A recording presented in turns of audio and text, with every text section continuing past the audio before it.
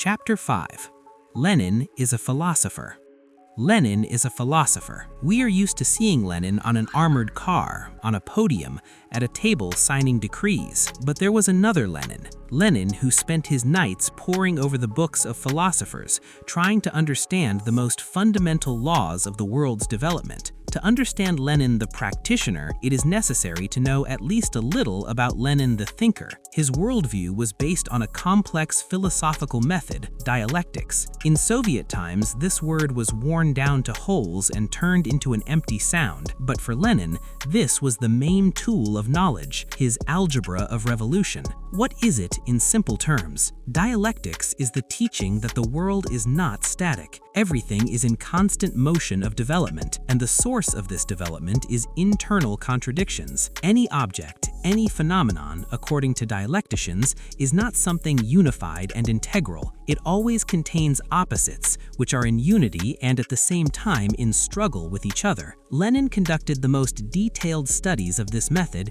in his so-called philosophical notebooks. This is not a complete book, but his personal notes, marginal notes, which he kept for himself in 1914-1915, studying the works of Hegel, Aristotle, and other thinkers. And in these notebooks, he gives perhaps the shortest and most succinct definition of the essence of dialectics. Listen to me. The bifurcation of the one and the recognition of its contradictory parts is the essence of dialectics. Bifurcation of the one. What does it mean? This means that to understand any process, you need to see it as two conflicting opposites. To understand what society is, one must see in it the unity and struggle of the oppressor and oppressed classes. To understand what an atom is, you need to see in it the unity and struggle of a positively charged nucleus and negatively charged electrons. Development is the result of this internal struggle. For Lenin, this was not an abstract exercise for the mind. It was practically a method of analysis. When he looked at the Russian Empire, he saw precisely this dialectical unity of opposites. On one hand, there is a brilliant aristocracy, luxurious palaces, and a fine culture. On the other, millions of illiterate peasants, poverty and disenfranchisement. On one hand, advanced factories. On the other, feudal remnants in the country. For many, it was just different aspects of life. For Lenin, dialectics were inextricably linked parts of a single whole that were in mortal combat, and he knew that this struggle couldn't last forever.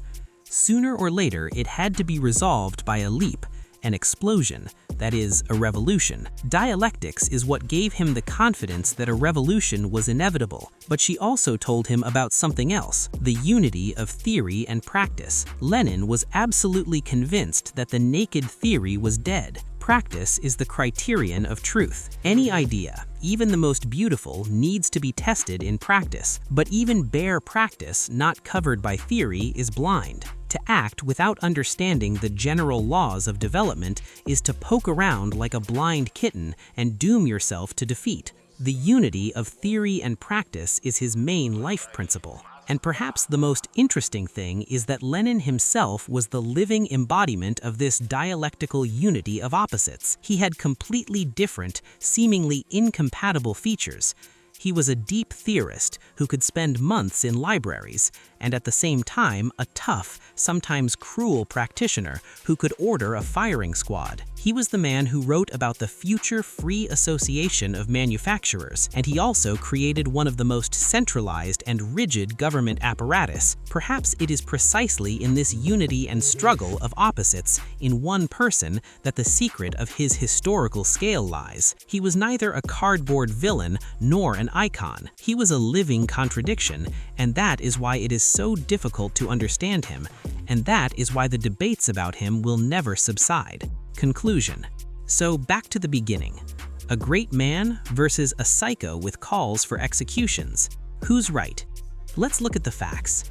Was Lenin a genius? Yes. His analysis of imperialism made 100 years ago is an accurate description of today's world with its monopolies and trade wars. His critique of democracy for the rich is something that is being talked about in every kitchen today. He was a world-class thinker. Were there any calls for executions in his writings? Yes and no. In his main books, no. there is cold theory, but in his civil war orders, yes, they were. Cruel, merciless, bloody. This is a fact. So what's the truth? But the truth is that Lenin is a living contradiction. This is a man who dreamed for freedom for all, but built a dictatorship. He wrote about humanism but justified terror. He was both a brilliant thinker and a brutal politician. That is why he is so relevant today, when the world is once again bursting at the seams. When the rich get richer and the poor get poorer, people instinctively seek answers from someone who wasn't afraid to call a spade a spade. Its growing popularity is not a love of terror, it is a request for justice. We won't tell you if he's a hero or a villain.